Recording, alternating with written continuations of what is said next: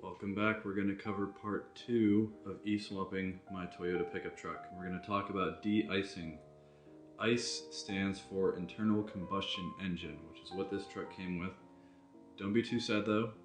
It did have really bad rod knock and it blew up as I was driving it onto the trailer.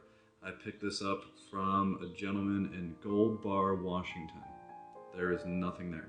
So once you have your car off the trailer, and start by draining all the fluids. That'll be the oil. You can see the drain plug's pretty shiny there, a lot of metal flakes. Then you drain out the coolant, open up the cap to let it breathe. And I highly recommend taking the hood off if you're going to be doing something like this. Then you can get right to it on the top of the motor. I started by taking the radiator out. And to do that, you're going to need to remove all the hoses and a few bolts that hold the actual radiator in. Helpful tip, if you're doing this on an old car and some of the coolant hoses are seized onto some of the fittings, you can take a pair of channel locks or vice grips and clamp onto it and twist, and that'll break the hose loose. This has come in handy for me many times. Next, I jump underneath the truck, I support the transmission with a couple blocks of wood, and then I start breaking the bell housing bolts loose. Probably gonna scrape a few knuckles here.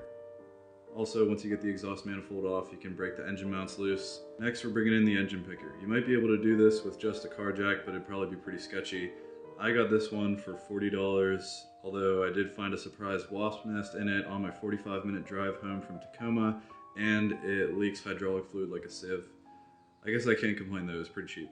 You'll need to find at least 2 solid mounting points on the engine. I recommend trying to avoid an exhaust manifold stud, but if that's all you got, that's all you got. You can pick the engine up out of there. You might have a few cables or hoses snagging, but just remove them as you find them. And then you can just find a place to store it on the ground. Once you have your engine out, it's a good idea to see if there are any electrical connectors or maybe some vacuum hoses that you could use. Alright, now the engine bay is empty and you probably want to get started on dropping the motor in right away, but hold on.